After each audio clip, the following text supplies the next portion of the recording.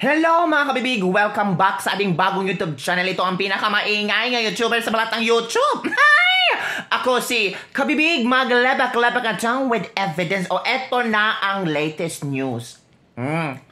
May bago na naman silang pakulo. Gagamitin na naman nila si VP Sara.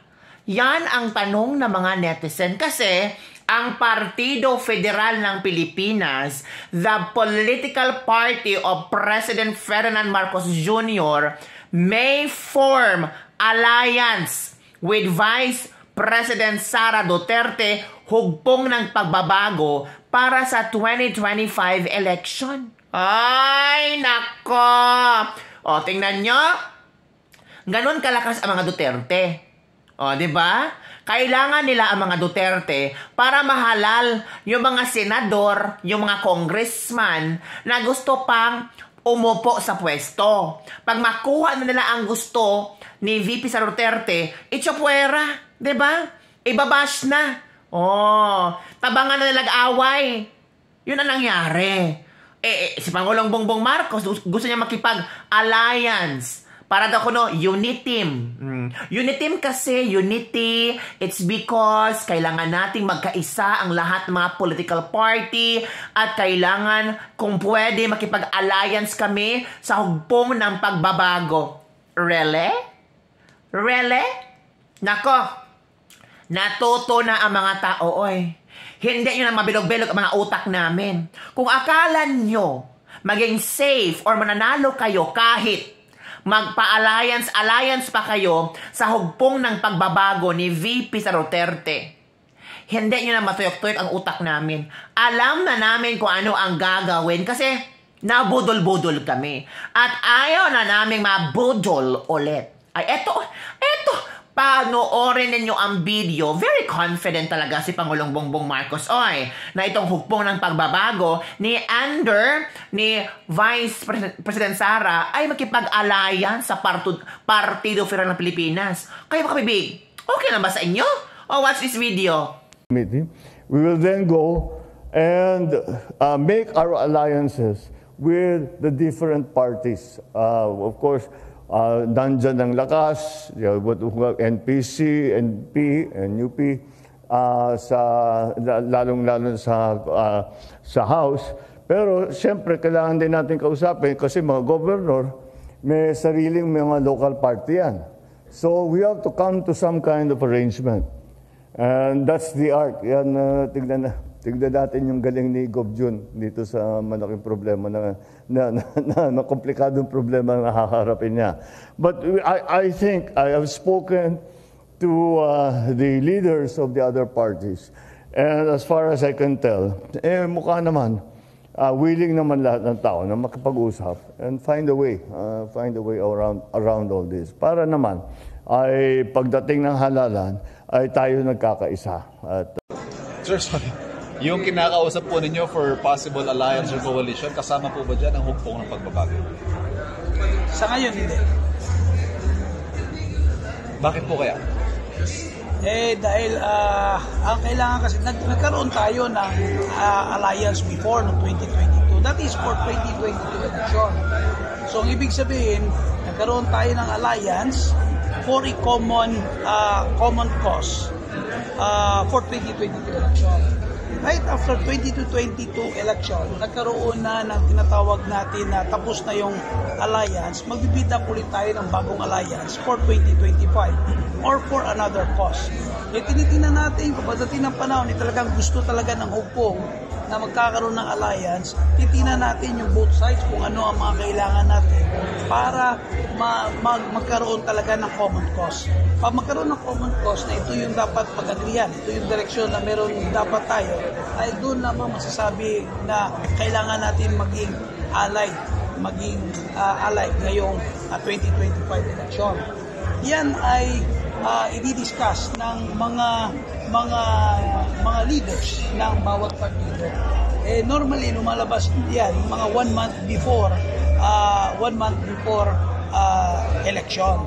So ngayon, may niluluto na rin na kung saan yung mga partido na nagsabi gusto namin sumama dyan for for administration's direction. So, gano'n na.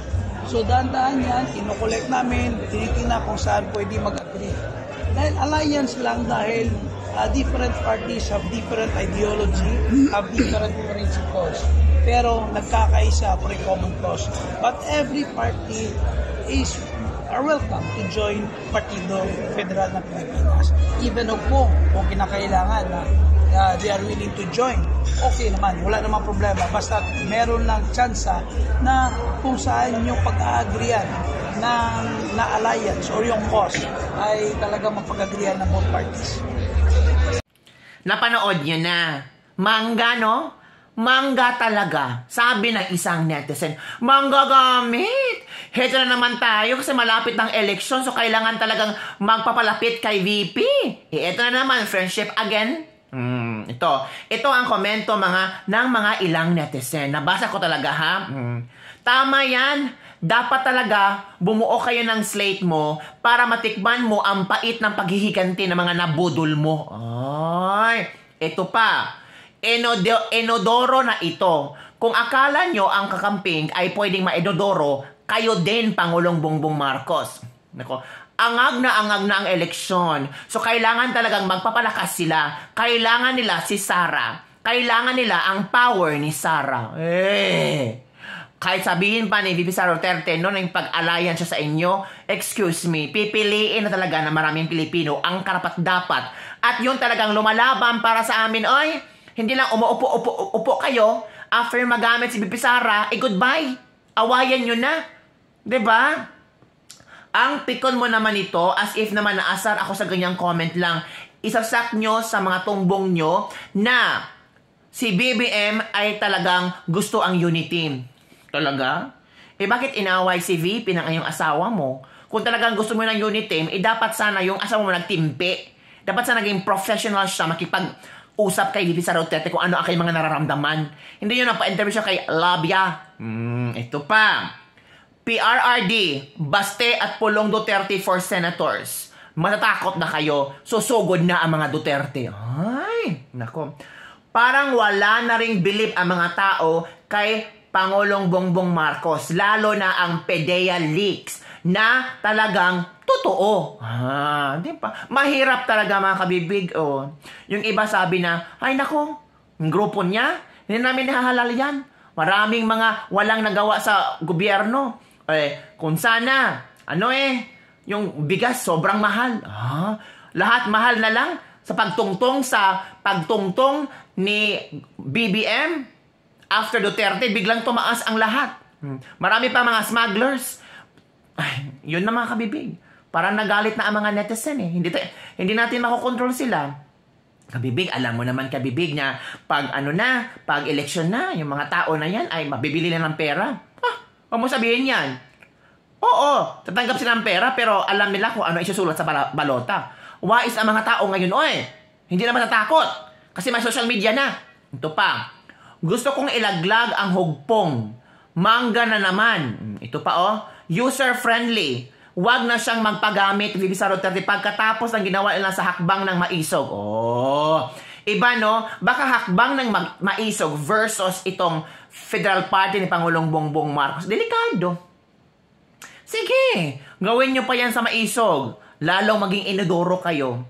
Pag nagpagamit pa si Sara Duterte, huwag na natin isipin na may susunod pa ang Duterte sa 2028. Ala, mga ahas talaga. So yun na mga kabibig. Yun ang aking latest lebak-lebak sa inyo. What do you think? Makipag-alliance ba si VP Sara Duterte sa Federal Party daw? Sa Partido Federal ng Pilipinas? Comment down below. Dapat nga bang makipag-alliance si VP Sara Duterte? I'm sure naman, kung gusto nila makipag-alliance, hindi naman si VP Sara Duterte na talaga ang magbigay ng command. Kailangan talaga nilang pag-usapan yan. Baka later on, mga Duterte na ang magdadala sa hukbong ng pagbabago. Maisog party, So, sa palagay nyo? Comment below. Inis na ako, Oo, nakikita ko talaga ang mga mango shape na kailang pagmumukha. Di ba? Gamitan na naman mga kabibig. Ngayon, Magpapauto pa tayo? Wag na, oy. Mahirap na ang panahon. Lagapak na tayo, ang mga pobre tayo. Tayo naghihirap, oy, mga pobre. Remember nyo, ngayon, makain pa tayo ng sobrang mahal na bigas. Later on, baka mag-times 2 na yung bigas na yan. Don't forget to like, subscribe, and share this video. Bye everyone. See you next time.